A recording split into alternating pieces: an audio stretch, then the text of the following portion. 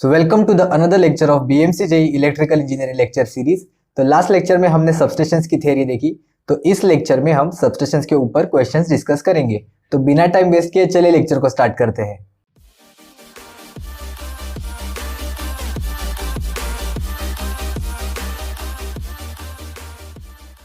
First question is which of the following sections can be employed for bus bars. मतलब जो बस bars है वो टोटल किन टाइप में हम यूज कर सकते हैं। तो बार सेक्शन में हम लोग यूज कर सकते हैं, यस। रॉड के फॉर्म में हम भी यूज कर सकते हैं या फिर ट्यूब के फॉर्म में भी हम उसे यूज कर सकते हैं। So which of the following sections can be employed for bus bars. So any of the above is a correct answer. Means bars में हो या रॉड के फॉर्म में हो या फिर ट्यूब के फॉर्म में हो, हम तीनों फॉर्म में यूज कर सकते हैं। तो question number 2 is underground substations are generally located in. तो ये हमने लास्ट क्लास में डिस्कस किया था कि जहाँ पे पॉपुलेशन बहुत ज़्यादा है वहाँ पे हम अंडरग्राउंड सबस्टेशन यूज करते हैं, यानी कि thickly populated area is a correct answer. Usually metropolitan cities में हम अंडरग्राउंड सबस्टेशंस का यूज करते हैं। Question number 3 is when an alternator connected to the bus bar is shut down the bus bar voltage will. तो ये एक important question है कि अगर बस बार को कनेक्टेड एक अल्टरनेटर है वो अगर शट डाउन होगा तो बस बार का वोल्टेज चेंज होगा या फिर नहीं होगा, तो वो बढ़ेगा या फिर कम होगा, ये इस क्वेश्चन में पूछा है। तो जो बस बार का जो वोल्टेज है वो हम लोग कांस्टेंट वोल्टेज है ऐसा हम अज्यूम करते हैं, assume as a constant voltage. तो इसलिए अगर जो अल्टरनेटर कनेक्टेड है वो भी अगर शट डाउन हुआ तो जो बस बार का वोल्टेज है वो चेंज नहीं होगा, it will remain unchanged. It is a correct answer.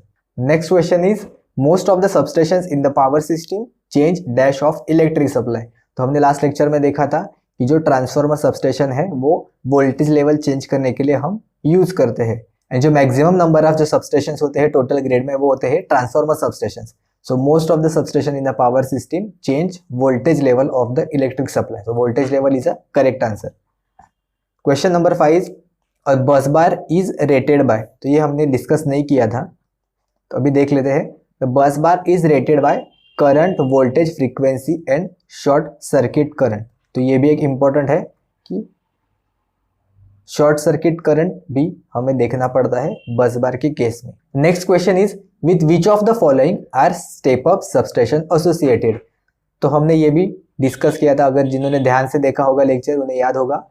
मैंने कहा था कि जो स्टेप अप सबस्टेशन होते हैं जिसमें वोल्टेज हम स्टेप अप करते हैं वो यूजुअली जनरेटर साइड में कनेक्टेड होते हैं, और जो स्टेप डाउन सबस्टेशन होते हैं वो हम लोड साइड पे यानी कि रिसीविंग साइड पे कनेक्ट कर देते हैं।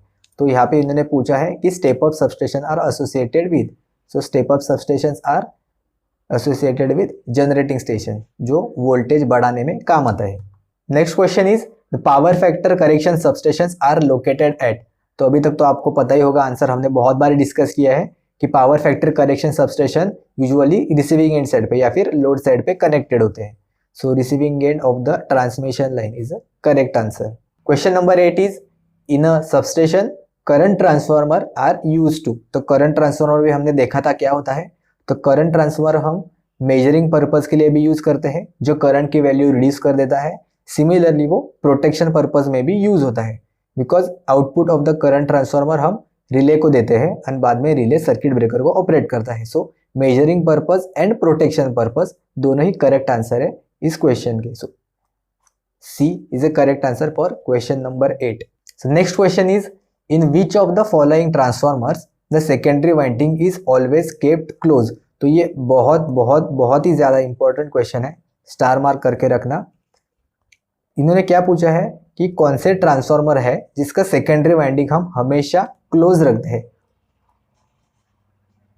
Secondary winding is always kept close. तो इसका करेक्ट आंसर है करंट ट्रांसफार्मर। जो सीटी की सेकेंडरी साइड है वो हमेशा हम क्लोज करते हैं, या फिर उधर कोई भी लोड या फिर मीटर कनेक्ट कर देते हैं, वो कभी भी हम ओपन सर्किट नहीं रखते हैं, जिसके बहुत सारे डिसएडवांटेजेस है वो अभी हम नेक्स्ट क्वेश्चन में, आने वाले क्वेश्चंस में देखेंगे क्या है वो। The CT and PT are standardise at. तो हमने CT का जो रेशियो होता है वो देखा था क्या होता है। यूजुअली होता है कि 1000:1 या फिर 500:1 या फिर 100:5 भी होता है या फिर 500:5 भी होता है। सो सेकेंडरी साइड पे हमें हमेशा 1 एम्पियर या फिर 5 एम्पियर के करीब करंट मिलता है। एंड सिमिलरली पीटी का जो वोल्टेज है वो हमें 110 के अराउंड मिलता है, तो इसलिए option C is a correct answer. C T is 5 ampere and P T standard as A 110 voltage.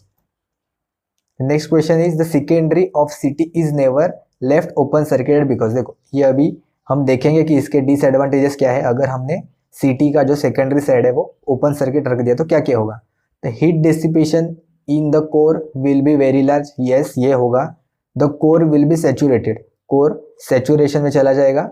The dangerously high EMF will be induce in the secondary, ये भी करेक्ट है क्योंकि प्राइमरी में बहुत ज़्यादा करंट जो फ्लो होता है उसके वजह से अगर हमने सेकेंडरी ओपन सर्किट रखा तो वहाँ पे भी बहुत ही high amount of EMF induce हो जाएगा।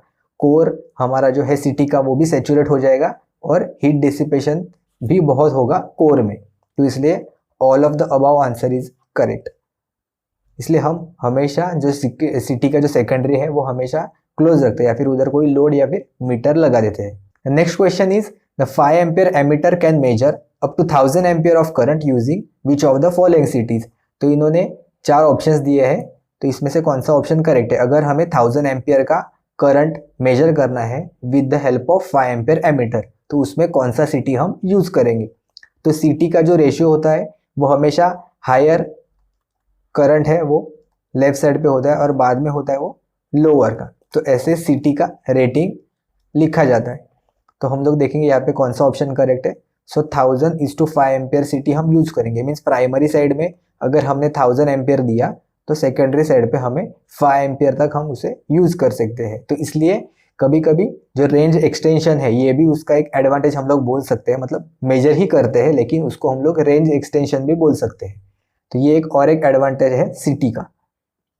Next question is what is the maximum transmission voltage substation in India. तो इसका करेक्ट आंसर है 765 kV। ये आपको ध्यान ही रखना पड़ेगा कि अभी तक मैक्सिमम ट्रांसमिशन वोल्टेज हमने 765 kV अचीव किया है in India. Which of the following is not change in transformer substation. तो ट्रांसफॉर्मर सबस्टेशन हमने देखा था, उसमें क्या जो कैरेक्टरिस्टिक है वो चेंज नहीं होती। तो पावर फैक्टर चेंज नहीं होगा, उसके लिए हम लोग power factor correction substation use करते हैं, तो ये आंसर गलत है। फिर उसके बाद फ्रीक्वेंसी चेंज होता है, नहीं फ्रीक्वेंसी भी नहीं चेंज होता है, एंड पावर भी नहीं चेंज होता क्योंकि ट्रांसफॉर्मर इज अ, अगर आपने पढ़ा होगा तो transformer is a constant power and constant frequency device. Constant frequency device वो सिर्फ वोल्टेज और करंट को चेंज करते हैं। Main aim is to change the voltage, but because the power is constant, voltage के साथ साथ करंट भी बाय डिफॉल्ट चेंज हो जाता है। तो उन्होंने क्या पूछा था, विच of the following is not change, तो तीनों के तीनों चेंज नहीं होंगे पैरामीटर, इसलिए all of the above is a correct answer. ये तीन में से कोई भी पैरामीटर चेंज नहीं होगा। Next question is in converting substation voltage is change from.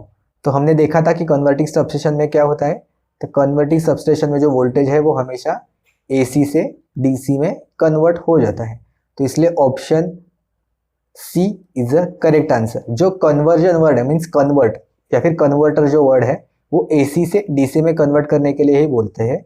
अगर हम डीसी से एसी में चेंज करेंगे तो उसे हम इन्वर्टर बोलते हैं। जो हमारे घर में होता है इन्वर्टर, उसे हम लोग क्या करते हैं, डीसी से एसी में कन्वर्ट करते हैं। तो converting substation voltage changes from AC to DC. Next question is frequency substation may be required for dash consumer. तो जो frequency substation है, frequency substation में क्या होता है, यूजुअली हम frequency जो incoming frequency है उससे higher amount of frequency या फिर उससे कम amount of जो frequency है वो हम आउटपुट में देते हैं। तो higher frequency या फिर lesser frequency हम इंडस्ट्रीज में बहुत बार यूज करते हैं। तो frequency substation is required for industrial consumer, ये याद रखना। Question number 17 is a structure of pole mounted substation is of. तो ये आप ये डायग्राम में देख सकते हो या फिर आपने किधर ना किधर देखा ही होगा कि जो पोल माउंटेड सबस्टेशन का स्ट्रक्चर कुछ ऐसा होता है। तो आप डायग्राम से भी देख के पता लगा सकते हो कि इसका करेक्ट आंसर होगा एच टाइप, क्योंकि ये एच जैसे शेप में कनेक्टेड है, इसलिए एच टाइप सबस्टेशन हम पोल माउंटेड में भी यूज कर सकते हैं। सिमिलरली जो पोल माउंटेड में एच पोल या फिर H type and 4 pole structure, तो ये दो स्ट्रक्चर्स हम यूज करते हैं। Next question is a capital cost of outdoor substation is dash as compare to the indoor substation of same rating. तो अगर हमें आउटडोर सबस्टेशन और indoor substation of the same rating को कंपेयर करना होगा तो कौन सा सबस्टेशन ज्यादा कॉस्टली होगा, कैपिटल कॉस्ट उसका ज्यादा रहेगा। तो जो आउटडोर सबस्टेशन है वो कंपेरेटिवली लेस कॉस्टली होगा as compare to the indoor substation for the same rating. अगर हमने रेटिंग चेंज किया तो हम फिर उसको कंपेयर नहीं कर सकते, लेकिन for the same rating outdoor substation में हमें कॉस्ट कम लगता है, जो कैपिटल कॉस्ट है वो कम लगता है as compare to the indoor substation. तो question number 19 is a dash is common electrical component for incoming and outgoing lines in substation.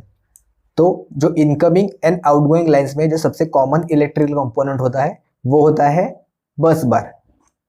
तो बस बार इनकमिंग में भी आता है और आउटगोइंग, ये दोनों के जो कॉमन पोर्शन है वहां पे हम बस बार कनेक्टेड होता है। So next question is isolator is use dash. So isolator हम कहाँ यूज करते हैं? Option is after the circuit breaker, option 2 before the circuit breaker, option C is both after and before the circuit breaker and option D is none of the above. तो आप diagram में देख सकते हो, ये है यहाँ पे सर्किट ब्रेकर ओसीबी यानी कि ऑयल सर्किट ब्रेकर, उसके एक साइड में भी आइसोलेटर कनेक्टेड है, ये है आइसोलेटर का सिंबल, एंड उसके सर्किट ब्रेकर के अपोजिट साइड में भी आइसोलेटर कनेक्टेड है। सिमिलरली आप ये राइट साइड में भी देख सकते हो, ये है सर्किट ब्रेकर, उसके एक एंड पे आइसोलेटर है एंड उसके दूसरे एंड में भी आइसोलेटर कनेक्टेड है। So isolator is use before and after the circuit breaker, दोनों साइड पे सर्किट ब्रेकर के आइसोलेटर कनेक्टेड होता है। So option C is a correct answer. Isolator is used before and after the circuit breaker. The next question is the indoor substation are usually used up to. तो हमने last lecture में discuss किया था कि जो indoor substation है वो most common cases में 11 kV तक हम यूज करते हैं, लेकिन कुछ एक्सेप्शनल केस है जहाँ पे जो एटमॉस्फेरिक कंडीशन है वो अगर जहाँ बहुत ही ज़्यादा पोल्यूटेड है तो वहाँ पे हम अप टू 66 kV तक इंडोर सबस्टेशन बना सकते हैं। लेकिन उन्होंने पूछा है यूजुअली अप टू, यानी कि मैक्सिमम केसेस में हम 11 kV तक ही इंडोर सबस्टेशन यूज़ करते हैं, क्योंकि अगर उससे ज़्यादा का अगर हम मतलब 11 kV से ज़्यादा अगर हमने वोल्टेज सबस्टेशन यूज़ किया 66 kV या फिर 132 kV, तो जो वो सबस्टेशन होगा वो अनइकोनॉमिकल होगा। इसलिए हम अप टू 11 kV ही इंडोर सबस्टेशंस यूज़ करते हैं। तो सबस्टेशंस के ऊपर टोटल 21 क्वेश्चंस हमने इस लेक्चर में कवर किए हैं। सबस्टेशन में और कौन से इक्विपमेंट्स है ये हम आने वाले लेक्चर में कवर करेंगे और बहुत सारे क्वेश्चंस भी हम डिस्कस करेंगे। तो तब तक ये वीडियो अच्छा लगा तो लाइक कर देना, कुछ डाउट है तो हमें कमेंट्स में ज़रूर बताना, ये वीडियो मैक्सिमम दोस्तों के साथ शेयर करना। Specially electrical and mechanical students के लिए हमने एक टेलीग्राम पे ग्रुप बनाया है BMC JEE 2022 EE and ME। आपको स्क्रीन पे एक QR कोड भी दिख रहा होगा, अगर आप वो स्कैन करेंगे तो डायरेक्टली आप ग्रुप पे ज्वाइन हो जाएंगे। ये ग्रुप हमने स्पेशली एक कॉमन प्लेटफॉर्म बनाने के लिए बनाया है, जहाँ पे इलेक्ट्रिकल एंड मैकेनिकल स्टूडेंट एक दूसरे से बात भी कर सकते हैं, उनका कुछ जो स्टडी मटेरियल है वो भी शेयर कर सकते हैं, या फिर कुछ डाउट है तो वो भी वहाँ पे हम डिस्कस कर सकते हैं। तो ज़रूर से वो ग्रुप ज्वाइन करना, अपने दोस्तों को भी ये वीडियो लिंक शेयर करना और उनको भी बताना कि वो जो टेलीग्राम का जो ग्रुप है वो ज्वाइन करना। हमने टेलीग्राम की लिंक डिस्क्रिप्शन बॉक्स में भी प्रोवाइड की है, तो आप वहाँ से भी कनेक्ट कर सकते हैं। तो वीडियो अच्छा लगा तो मैक्सिमम दोस्तों के साथ शेयर करना और हम अभी मिलते हैं नेक्स्ट लेक्चर में।